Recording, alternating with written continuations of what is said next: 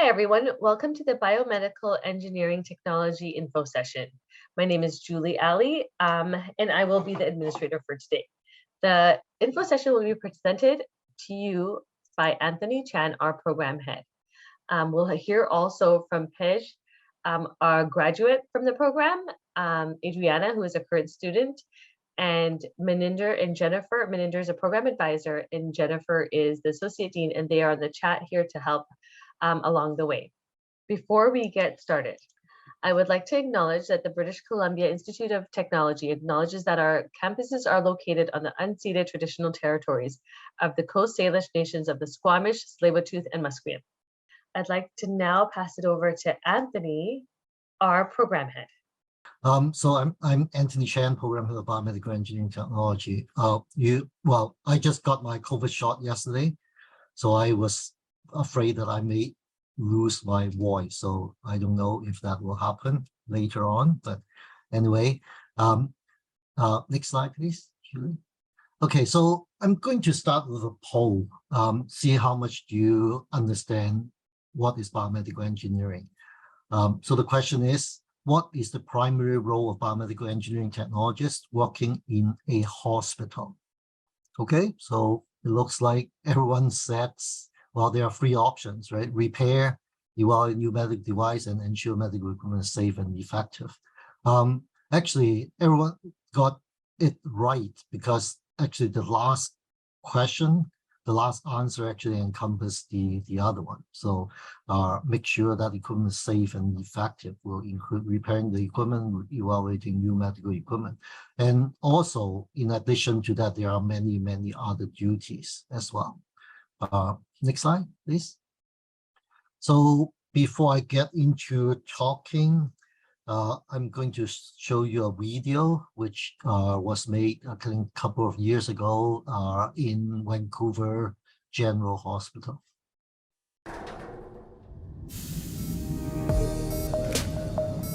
Today we're here at VGH and we will be testing out the hyperbaric chamber and checking the ventilator that's within the hyperbaric chamber and making sure that the oxygen levels as well as the CO2 levels are normal. So as a biomedical engineering technologist, you're involved in the life cycle of medical devices. So that involves the acquisition and procurement of new devices, as well as new device testing and making sure they're all ready to go.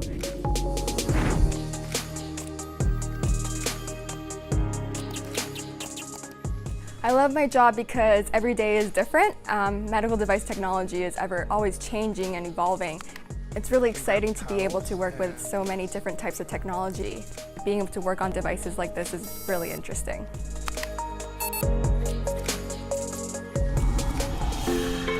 So the biomedical engineering program at BCIT is a 2-year diploma program, and we teach them all the basics that they need to know to be able to look after medical devices.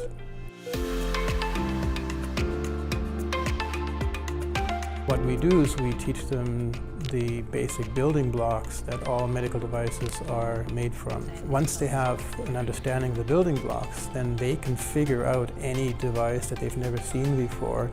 They can handle anything.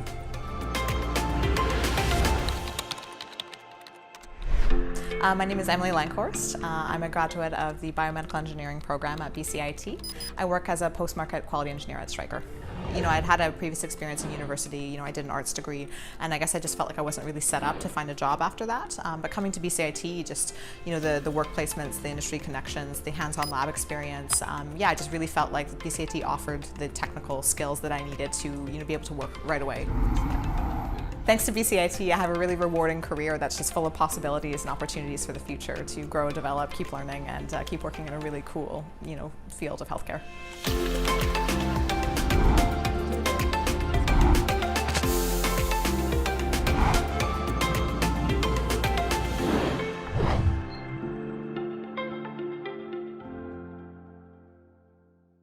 Yeah, I muted myself, sorry. Yeah. So the COVID shot actually has some effect on me. Sorry about that. Yeah. So you can see in the video that there are quite a number of people in the video graduated from our program years ago. Some years ago, some are more recent, and then show them some workplace, what they have been working on, etc. So now let's look at what is biomedical engineering technology at BCIT. So biomedical engineering, the term is very broad. Basically, biomedical engineering is applying sciences and engineering to healthcare and medical device industry. So our program is focused on medical device technology. So if you go into biomedical engineering, UBC or UWIC or SFU, they may have their own sort of focus. For example, UBC is quite big into tissue engineering, microfluidic, that area. And it's more a general program, but our program at BCIT is very focused. We get our students to learn and work on medical device technology. Next, please. So let's look at some highlights of our program. So our program is a 2-year full-time diploma program. I want to emphasize full-time because we don't take part-time students. So it's a 2-year program, and all students are attending classes and lab as one single cohort. We have labs, lectures, of course, capstone project, so that students can develop a very strong foundation and knowledge in medical device technology. As well, at the end of the 2nd year, all students are required to work in the industry, for example, in the hospital or in like a company like Stryker that you have seen, right? That they will try to apply what they have learned in a real working environment. And most of the students working in the practicum, they are given jobs or tasks like the entry-level biomedical engineering technologists. And in addition to that, we invite guest speakers, we have field trips, we have industry sessions, and lots of hands-on learning environment for our students. Next, please. So our first graduating class was in 1969. And I guess the program is older than many of you, I suppose, right? We are nationally accredited, which means that the credential that you earn at BCIT in our program will be recognized across Canada, and also with the Sydney Accord is recognized by other countries like Australia, Ireland, etc. 40% of our students right now is actually up and down every year, straight from high school, and the rest, of course, with some post-secondary education, including a degree or even master or bachelor degree. And about 40% are female students, which is sort of quite unique in terms of other engineering disciplines comparing with civil, mechanical. We have quite a large number of female populations. And through using the capstone project, we ask students to enter into engineering design competition, and we have been winning quite a number of awards every year in this competition. And if you later on, probably Patch will talk about, over 90% of biomedical engineering technologists working in BC Hospital are graduates from our program.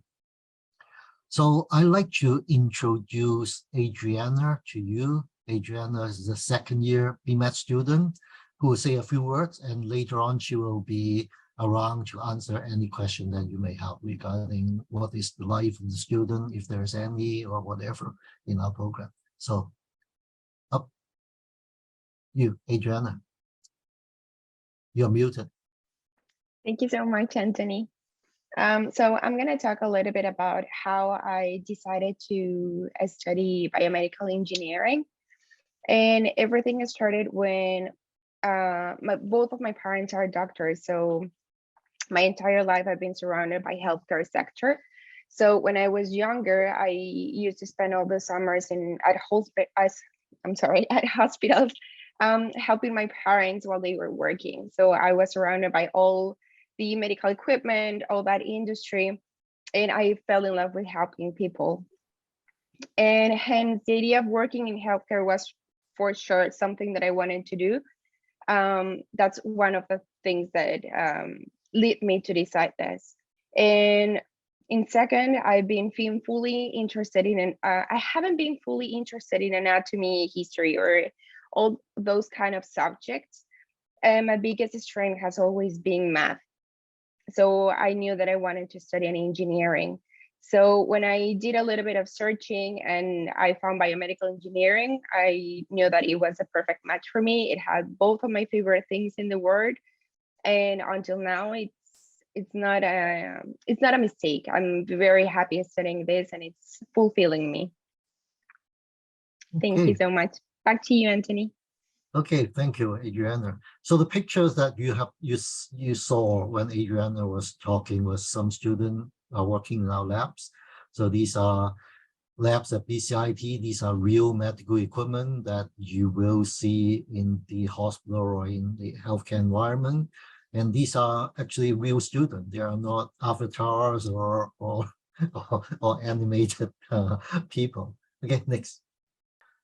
So a little bit more about the program structure. The program is 2 years, as I mentioned, right?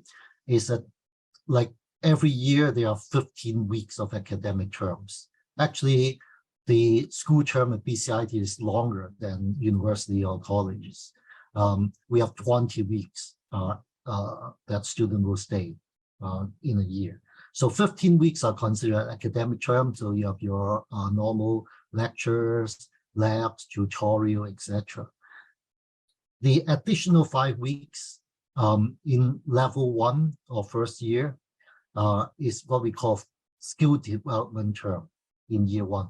So students will learn some real skills, right? Hand skills in, for example, mechanical skill, like how they pick up a simple tools, like as simple as a screwdriver, choose the correct one, drill some holes onto some materials, those mechanical skills, and use some simple power tools. And also 3D printing, because 3D printing is getting more and more popular. For example, in hospital, right, they may be using 3D printer to print a small parts that is difficult to get to replace a broken part.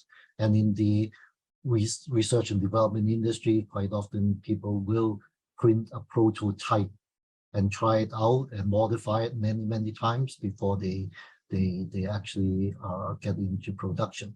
So students learn about 3D printing, 3D scannings, and also some of this other knowledge like how to use, how to pick and use proper adhesive, right, to stick together 2 pieces of, say, metal or plastic or whatever.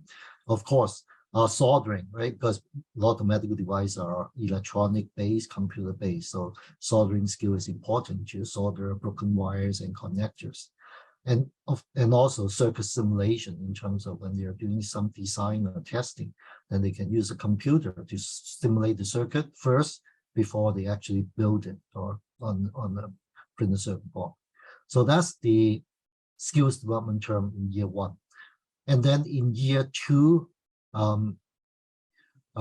we have another 5 weeks that we call is industry practicum. I mentioned a little bit earlier.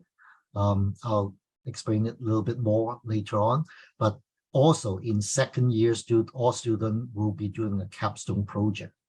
And the capstone project is something that students will build, usually is some sort of a medical device. They will start from their own idea, right? Conceptualization, getting into their architectural design, and then detailed design, and they actually build the device, and they have to test it and validate it. And quite often these projects are coming from the real world. So we try to pair up students with people that actually come up with these ideas, which I'll tell you a little bit later on. Next slide, please. So student projects. So we're showing a number of student projects. These student projects are winners in engineering design competition, competing with students from UBC, SFU, UWIC, etc. And almost every year, our students participating in this design project, they win the prize, or sometimes they won a number of prizes. So I'm not going to spend a lot of time, but if you are interested, you can go to our webpage. On the front page, there's a link from the word art, research and development. And if you click on the link, you can find more detail about the student project. For example, the one that you may see on the screen with the arm, right? Actually, this is what we call, the student name it the smart cast. Traditionally, right, you broke your arm, you go to the hospital, they put a cast onto your arm, right? But you never know what is happening underneath the cast. Maybe there may be some information that may have problem or some allergy or whatever. So this project comes from, the idea comes from a medical professional. So the idea is you have this cast on, and underneath the cuff, there are some sensors. And this sensor may sense the temperature, sense the alignment of whether the bone is aligned properly or is there any shifting. And then this information is sent to the box that you see on the upper arm of the student. And this information will be broadcast to a smartphone that the clinician will be seeing, right? Looking at, well, is there a temperature, too high a temperature, or is there something wrong inside? So this is one of the projects that student built in 2017, and student entered into the MTDC student design competition, and they won one of the good prize. Now the practicum, which is at the end of the second year, where at that time student would have finished all their courses, wrote their final exams. They basically have finished all the entire curriculum in terms of course-wise. So all students will be working in a company or a hospital, which mostly at their choice, right? And then they will be working as an entry-level biomedical engineering technologist, practice what they have learned, and then do actual tasks as a biomedical engineering technologist. So this is 5-week full-time work, real work. And then regarding practicum site, we have I think even over 70 practicum sites in BC, across Canada, and we have some other sites in, say, in the States, and we are student went as far as Singapore to do the practical. Next, please. So this slide shows some examples of practicum sites, and all these sites actually have our grads working in that particular location, and they are always potential employers of our graduates. So you can see Stryker, Rostrom, Keras, they are medical devices company. They design, develop, and manufacture new medical devices and market it internationally as well, not just local. And then we have big name company like GE, Philips, Canon, that are major suppliers of medical equipment like MRI, CT, X-ray equipment, heart monitor, etc. So we have grads working in those companies to support whatever they have marketed or sell to the hospital. And then we have other places like BC Cancer Agency, Technology for Living, which is like providing technology for people in the healthcare and living at home or in some special areas. And then we have many hospitals. For example, Lower Mainland Biomedical Engineering, there are 20 sites or even more. And then also hospital in the interior, north, on the island, and across Canada, like in Winnipeg, Ontario, etc. So these are all practicum sites that actually students can pick and choose to go to wherever they prefer.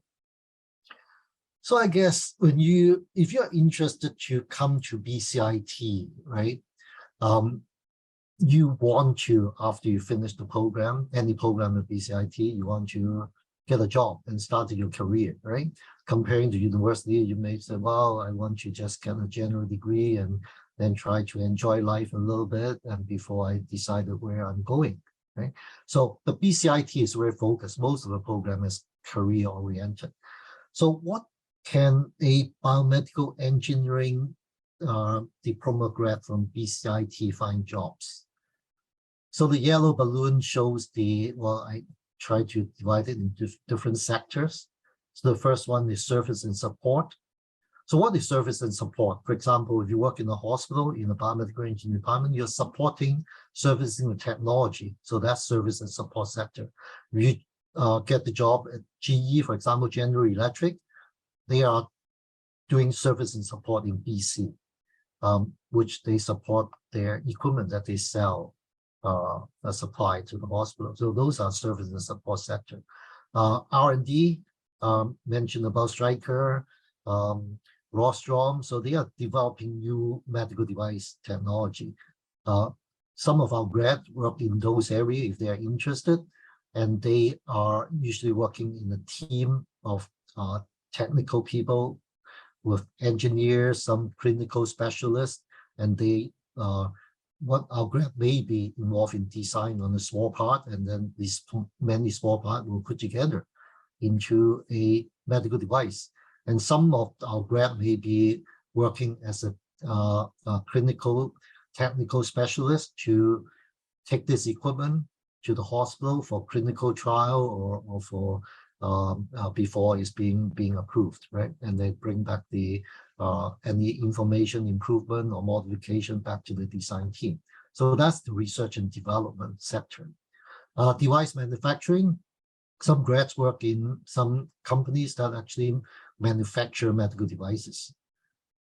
So when they work in those sectors, they are not, in general, not doing hands-on, doing assembly and whatever, but most of them are doing quality assurance. So we make sure that the production line properly laid out, designed, the tools are calibrated, appropriate, and after the product moving on to the production, they may want to take samples and do some quality check and etc. So that's the device manufacturing sector. And then sales and marketing, that's usually not fresh grad area. Some of our grads who work in any of this previous sector, if they later on wants to get into sales and marketing, actually the commission is quite high. It can be 20-25% commission, right? Not like some other sales people that they may be getting a little bit of money out from it.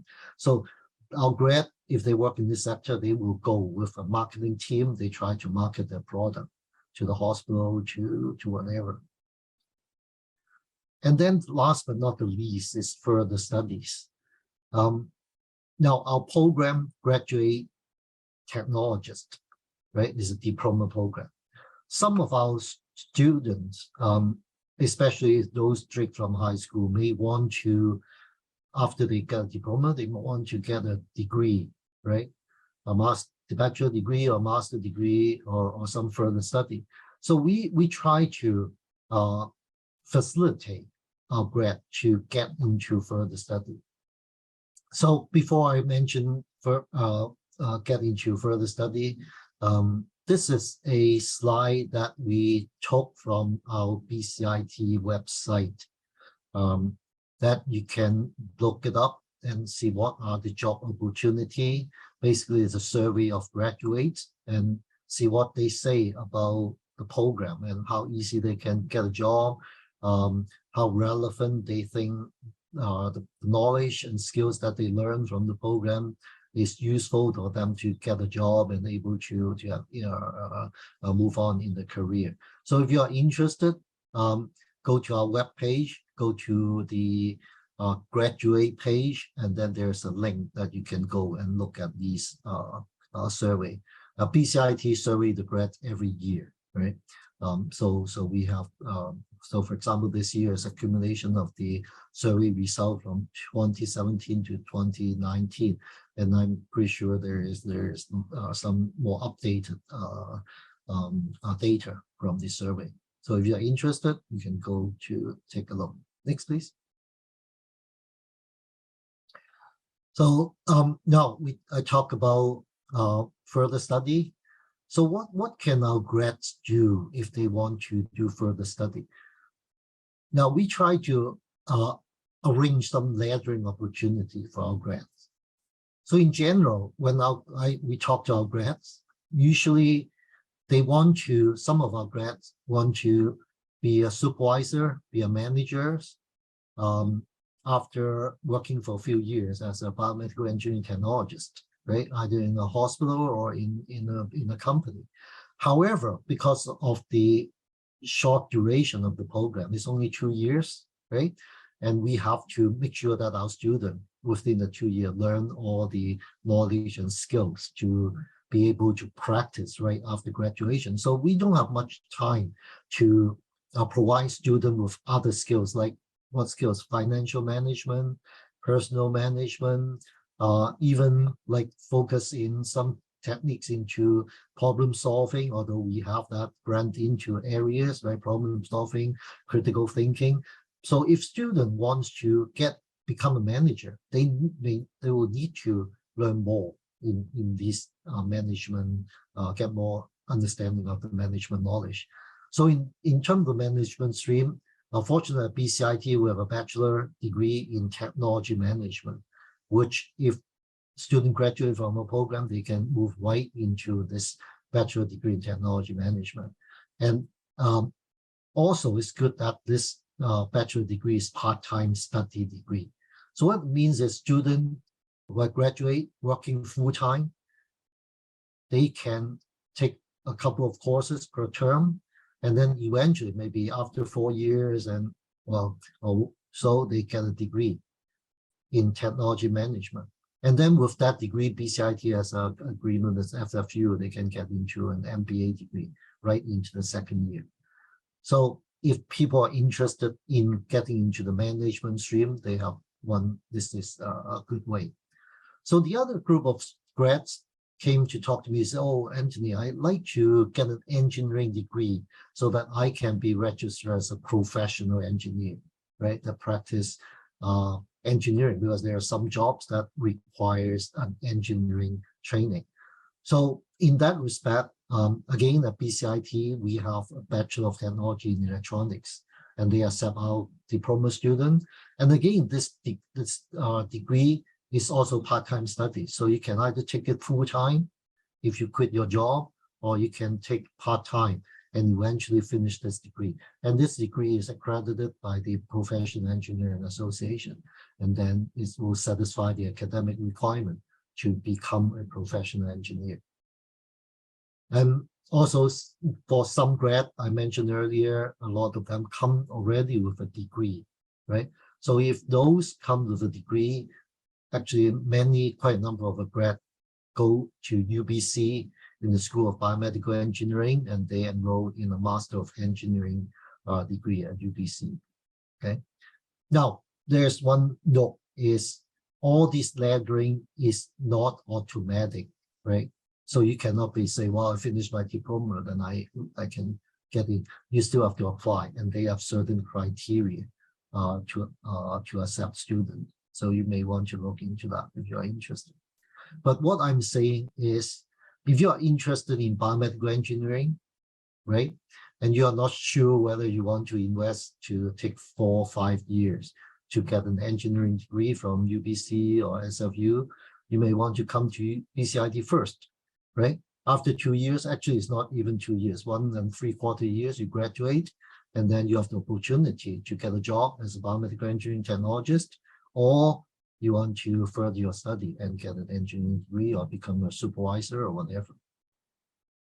So next, I would like to pass the buck to Pesh, who is a BMed grad, and I don't know, he has been jumping his rank so many times, right? So I'll let him to introduce himself, but he graduated from our program some years ago, and you may recognize him in the video that he was supervising a student, right, at VGH. So Pesh? You can't get rid of me, Anthony. I'm everywhere. Well, we don't get rid of students. Actually, many students come back and visit us, and Yeah, sometimes they bring a bottle of wine and then take me out for there you go. coffee or whatever, right? Absolutely. Yeah. So I did graduate from the biomed program in 2005. I did go back, as Anthony was mentioning, for that degree program in technology management. So I'm a BCIT lifer. I started working at VGH not long after that graduation in 2005. And I spent 10 years as a technologist, another 3 as a supervisor, and have been a manager at Vancouver Acute since 2018. Lower Mainland Biomedical Engineering, the acronym there next to my name, LMBME, is responsible for the life cycle of 100,000 plus devices throughout the Lower Mainland hospitals, everywhere from Powell River out to Chilliwack is sites that our staff work at, and they're embedded with the clinical teams. And I'll get into kind of describing what do we mean by this life cycle. So it starts with planning and procurement. A clinician comes to a committee, and says that there is a specific type of device that they're interested in. We get involved in those conversations to determine if their needs can be met in the industry with existing devices that are out there. Once we have a device assessed and procured, we will bring it into house, and we do acceptance testing. Evaluation, determining if it's the right fit and if it's going to meet their demands as they've laid them out. Acceptance testing and implementation as the next phase. We've decided that we are going to buy the specific piece of equipment, and how is it going to work within our systems? How will it connect to the networks that are in place? What will we do in terms of ongoing maintenance and those kinds of things? Operations maintenance, that's the actual time that this device is in use. So preventive maintenance, making sure that it continues to work properly, and as necessary, demand repairs when things don't go according to plan. Performance management involves things like incidents and alerts, specific issues that take place. I have a story and an example about a patient who unfortunately fell on a treadmill. They were in doing a cardiac test, and according to them, the machine had stopped. So we looked into the details of that incident to try to determine if the device had malfunctioned or if there was something else that could explain it. And alerts, medical device companies constantly are sending out updates and software upgrades, changes to the way that their devices are functioning in order to address issues that have been found throughout their lifespan. And then as the active lifespan of a device draws to a close, decommissioning and disposal of that device, and already starting to think about what will take its place. So the cycle repeats itself constantly. In my 17-year career, I've been through many different iterations of generations of equipment and patient monitors, defibrillators, all these different kinds of advances that have happened in the industry. Our department consists of, we have about 170 technologists across all of our sites. And I just did the numbers before the meeting today to realize that we've hired 55 new people since 2018 when I became manager. And I was proud to say this last year that it was 100% BCIT grads. It's a slightly different, it's 98% now. We did hire somebody who had an engineering background from out of country, but that's just the way things are. We are constantly having needs and spaces to fill. So we're looking for anyone who's qualified and capable of joining our teams. This picture shows March of 2020, and this is the VGH library. So as you might remember, back at the beginning phases of the pandemic, we were all systems go, all hands on deck to make sure that we were prepared to respond as a province to the pandemic and the equipment needs that it was bringing forward. So this is our collection of ventilators that we pulled out of storage. We connected with BCIT. Some of these devices are actually BCIT devices, and we trucked them into VGH and had them ready to be deployed across the province as the needs were going to come up, because every day was kind of a new challenge in the way that we were responding to the news as it was coming through. Yeah, I mentioned learning about new and emerging technologies all the time, those generations of equipment, research and development from the companies that end up in front of us when we unbox a new piece of technology, creative problem solving, constantly thinking outside the box and trying to make the most out of our limited public funding. That's one of the things that brings a lot of value and fulfillment to what I feel like I bring to our healthcare profession. And we're always looking to add to our teams. Being an integral part of the healthcare system while utilizing our technical and hands-on skills. I was somebody who was interested in science and technology, but not necessarily at the front line of being connected to patients. This job gave me that opportunity to be able to play a part and a role in that without having to be involved directly. Customer service is at a core of our practice. We work alongside professionals like physicians, nurses, and other technologists in serving our patients and clients. One thing that sets this profession apart from other healthcare jobs is we are a Monday to Friday job. It's an 8 to 4 shift during the day, and we close for the weekends. There's obviously on-call coverage for equipment needs as they come up, but that's rare in amongst other healthcare professions that we work alongside in the hospitals. And yeah, I wanted to also mention the opportunities for us as an employer with for training and advancement. We have lead technologists, supervisors, management roles, and a whole new direction of evolution that we're going down with regards to medical device networking, implementations or integrations with electronic health records, and cybersecurity as emerging trends and elements of our work that are now embedded in our day-to-day structure. And in working through our partnership with BCIT, just always being connected to what the program delivers to enable the graduates to be able to respond to those emerging needs.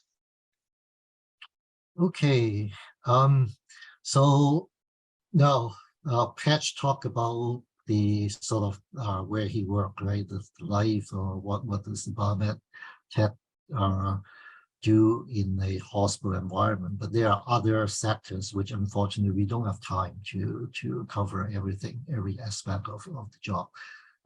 Now, getting back into how do you apply into our program? So we only have one intake per year. The next intake is September 2023, level 1, first year. And we have 2 deadlines. The admission is already open starting October 1st, and the first deadline is February 15th. So what we'll do is we'll review all the applications, and then we will offer a number of seats to the group. And then we have another deadline, which is May 15. Those who wasn't offer an acceptance letter, we'll put them together and wait until the second deadline, which is May 15. And then we'll review all the application, and then we'll notify everyone whether or not they are successful, whether or not they are rejected, or they are on the wait list. And the application is by competition. So what it means is we'll offer seats to those who we feel will most likely be successful. For example, you have high marks, you have some post-secondary education, etc. Next slide, please. So this is the application process. We'll review the requirements, and application date will you'll have to convert all your document to the PDF file, and then you submit through the apply online through the bcit.ca. One thing I want to bring up is every applicant need to take a Casper test. And then we will be able to get the Casper result. The Casper test is just like an aptitude test. It's online. You do a test yourself, and then the score will be sent to BCIT and together with your application. Next, please. So what are the entrance requirements? So basically, it's high school graduation with English 12, pre-calculus 12 or math 12 previously, chemistry 11 or chemistry 12, and physics 12, sorry. And you need to have a 67% or C+ or better. So once you meet this minimum entrance requirement, your file will come to the program to be reviewed. And then mention about Casper, which is all online. So you go to the Casper website, and there are a number of dates that you can write your Casper test. And last one is May 2nd, that this one will have enough time for the result to be sent to us so that we can evaluate your application. And how do we choose who will be successfully accepted or not? Is we look at the academic grade, we look at your academic, whether post-secondary or high school, whether it is within the last 5 years. Doesn't mean that if it's older than 5 years, we will not consider, but we prefer to have more recent these academic studies. And then if you have some post-secondary or if you have a degree, then you may get a few more marks to get accepted. Okay, so now BCIT, basically all the transcript and all your application document will need to be uploaded in digital format. So, and mailing of transcript is not recommended. So admission process, right, will review, and then once your application is sent to admission, that admission will look at whether the minimum entrance requirement has been met. If it is, then it will be sent to the Biomedical Engineering Technology Department, our program, and we'll have our faculty to look at it and try to rank it, and then we'll notify admission to inform the candidate whether or not they are successful or not. And then once you receive your acceptance letter, there's a deadline for you to pay commitment fee or full tuition fee, etc. Next. Hi, everyone. Now Okay, so I'll pass it back to Julie. Yeah. Now moving from the academics, I would like to let you know that BCIT is committed to supporting students in a holistic sense. We want you to succeed not only in your academics, but also outside of school. Some of the student services are available to you as a prospective student, and others will be available to you once you become an enrolled student. Here are some of the important student supports that I'd like to mention. If you are Indigenous, BCIT's Indigenous Initiatives Department is there for you to ensure a smooth transition into your first year. They offer peer-to-peer mentorship, a welcoming gathering place, and provide clarification on Indigenous funding. BCIT's awards, scholarships, and bursaries are listed on our Financial Aid and Awards webpage. I would like to mention that we have a President's Entrance Award. Selection is based on academic achievement, but also volunteer and community service. Please contact Financial Aid directly for more information. BCIT's Health Services is a health clinic located on the Burnaby campus. They provide medical care for current BCIT students year-round. Our Recreation Services Department promotes and encourages and enables the practice of physical well-being. We have a fully functioning gym, a rock climbing studio, a racquetball court, and an open gym. That is some, but not all of our student supports. I do encourage you to connect with our advising department. If you are ready to apply or have more questions about the application process, you can call them, you can drop in, or you can email them. As mentioned earlier, you will receive this slide deck and a link to the presentation, so you don't have to copy this down or anything like that. You're going to get this in your email in a few days.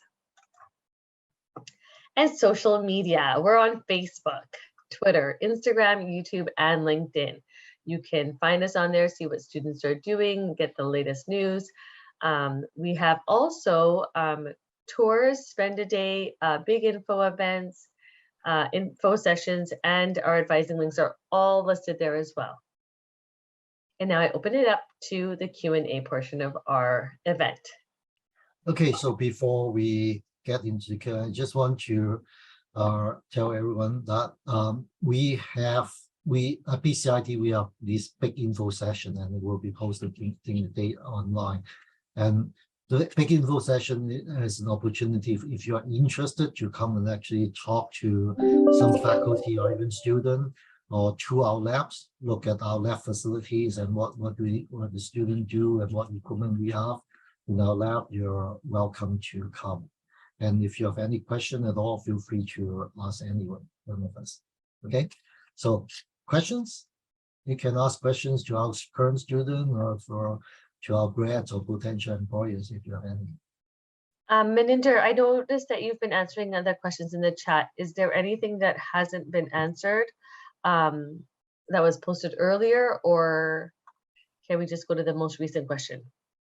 I think you can go to the most recent question from Carrie. I think that would be a good one for maybe Anthony to answer. Okay, excellent. With regards to the preference for prereqs being completed within the last 5 years, would you recommend an applicant repeat these courses if they were taken over 10 years ago? No, this is not a hard requirement, 5 years currency. Why we want to do that is to make sure the students still are fresh, right? Because, for example, math, right? If you've totally forgotten your math, it will be difficult for you to do well or understand while you're in the program. So that's why there's a recency or currency requirement there. Now you don't need to go back and do studies, right? You can do self-study and do some refreshing study yourself. But like there are lots of online math courses or whatever. So if you are interested to go back and review, and maybe you can get a higher grade to improve your chance to get into the program, then you are free to do that, right? So it's not absolutely necessary, but it will help.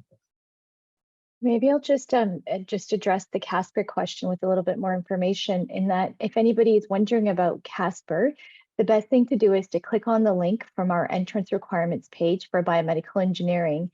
And there is a lot of information that they provided in preparation for the exam, anywhere from what you need to be technically prepared for that day, along with the ability to do a sample test beforehand as well. So don't be too worried about that. It's probably one of the best sites in the preparation that they provide to students. One thing to keep in mind is that there are certain timeframes in which you will write this exam, so you don't want to do it too early or too late.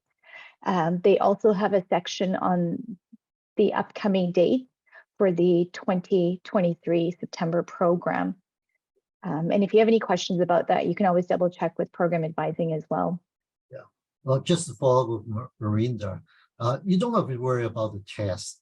You don't have to go back to pick up some books and study whatever, right? It's basically a test to test your, like, what's your preference, right? How do you deal with some certain situation or whatever? So this just give us some idea of who you are, right? In terms of like, how can you respond? How can, under some situation, how do you respond, etc. So you can go to Casper when you have time and look at the sample question and understand a little bit more about that. So that's my phone number, email. Feel free to contact me or any of the advisors if you have any questions, or you can make an appointment to come in and yeah. And if you want to buy me a coffee, it will be easy then. No, I'm joking. I cannot take that. At this point, I would like to thank Anthony, Pej, Adriana, Meninder, and Jennifer for all attending and helping us present this. And I'd like to thank all of you for taking your time this evening and listening in to our biomedical engineering technology info session. Have a great night, everyone.